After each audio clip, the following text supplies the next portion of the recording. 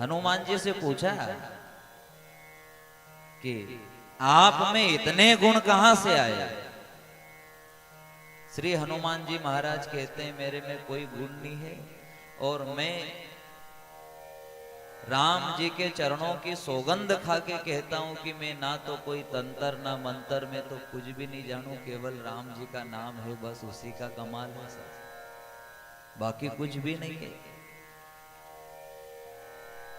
केवल उनका नाम है और नाम से ही काम चल रहा है।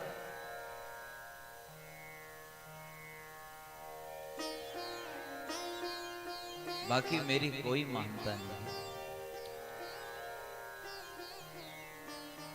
कहा जो श्री हनुमान जी महाराज के साथ में जिन्होंने अध्ययन किया, जिन्होंने पढ़ाई करी, उन्होंने भी पूछा कि आप और हम दोनों साथ में पढ़े, लेकिन आप में इतने गुण कहां से आ गए, इतना ज्ञान कहां से आया। हनुमान जी महाराज कहते हैं कि मेरे में ज्ञान नहीं है, मैं तो अज्ञानी हूं। अपने आप को छोटा बना लो इस जगत में। इस जगत में जो भी बड़ा बनने गया है उससे ठोकर ही लगी है। यहां छोटे बन के रहो, इतने छोटे बन जाओ, तिनके से भी छोटे बन जाओ कि हे गोविंद बड़े बड़े भगत हैं आपके, मेरा क्या सामर्थ्य है, मैं तो छोटा सा हूं।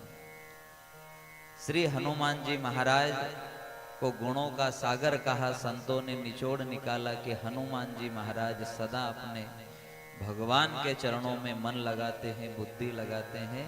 और हनुमान जी कहते भी हैं कि जिस दिन में मेरे मुख से राम नाम नहीं लेता हूं उस दिन मुझे लगता है कि दुखों का पहाड़ मेरे ऊपर आया। जिस दिन मेरे मुख से राम जी का नाम ना निकले तो लगता है कि दुखों का पहाड़ मेरे ऊपर आया है। इसलिए मैं राम नाम को कभी भी भूलता नहीं हूँ, मैं सतत राम नाम का जाप करता ही रहता हूँ। और भगवान कहते हैं जो मुझ में मन लगाता है, जो प्रेम से मेरा नाम जाप करता है, वो सहज रूप में मेरे सारे गुण प्राप्त कर लेता है। तो हनुमान जी में कहां से आए गुण? क्योंकि एक पल के लिए भी इधर से इधर नहीं हुआ मन, पूरा यहां रहा। और यहां रहा तो कहा कि भक्तों का भाव हो सागर में, तो सागर की बूंद गिरे गागर में। अब भाव आपका जगत में है तो जगत की बूंद गिरेगी, है ना। भाव अगर आपका जगत में है तो जगत की बूंद गिरेगी। क्या कहा कि जिसकी मति जिसमें रहती है उसको फिकर सदा उसकी रहती है। अगर आपकी मति माया में है तो माया को आपकी फिकर है कि इसे नरक में कैसे सड़ाना है। और आपकी मति अगर सत्संग में है, भजन में है, भगवान में है, तो भगवान को सदा आपकी फिकर रहेगी कि इसे कैसे निकालना है यहां से। बिल्कुल सीधा सीधा गणित कि जिसकी मति जिसमें रहती है उसको फिकर सदा उसकी रहती है। अब भले वो माया है या मायापति है, अगर माया में अगर मति रखने वाले हैं तो माया फिकर करेगी कि ये मुझ में मति रख रहा है। जैसे आप किसी का सम्मान करते हो कि नहीं उनके घर तो जाना चाहिए, क्यों, उनसे हमारा बहुत अच्छा प्रेम है, ध्यान देना हो। जिससे हमारा प्रेम अधिक होता है उसे हमारी फिकर होती है। सही है ना कि गलत है? जिससे हमारा प्रेम अधिक होता है उसे हमारी फिकर कि नहीं वो हमसे बहुत प्रेम भाव रखता है और हमें जाना पड़ेगा, उनके घर कार्य आया है जाना पड़ेगा। तो माया भी तो यही कह रही है कि जो मुझसे ज्यादा प्रेम रखेगा मैं उसके घर आती जाती रहूंगी, रापट डोलिया करती रहूंगी, रगड़ती रहूंगी उनको माया। जिसकी मति जिसमें रहती है उसको फिकर सदा उसकी रहती है।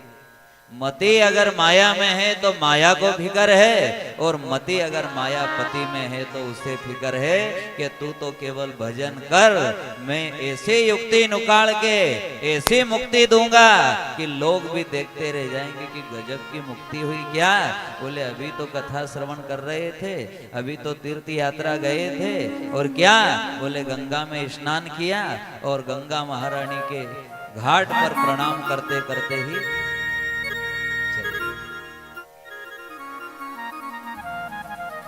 क्यों? क्योंकि उसको फिक्र थी।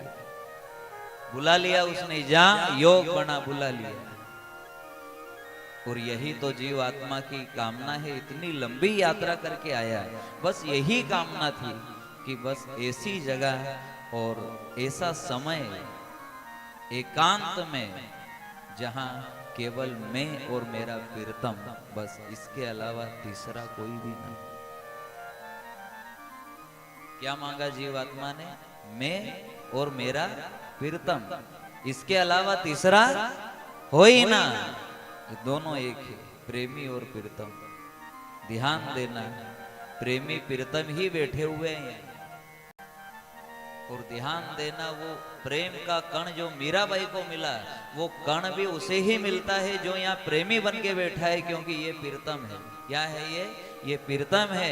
और अपन जितने यहाँ बैठे अपन सब उसके प्रेमी हैं। अगर यहाँ हम पटेल बन के बैठेंगे, पटला बन के बैठेंगे, सेठ बन के बैठेंगे, सेठानी बन के बैठेंगे, जगत के बन के बैठेंगे, पद अधिकारी बन के बैठेंगे, तो वो प्रेम का मोती हमें मिल ही नहीं सकता जो मीराबाई को मिला था।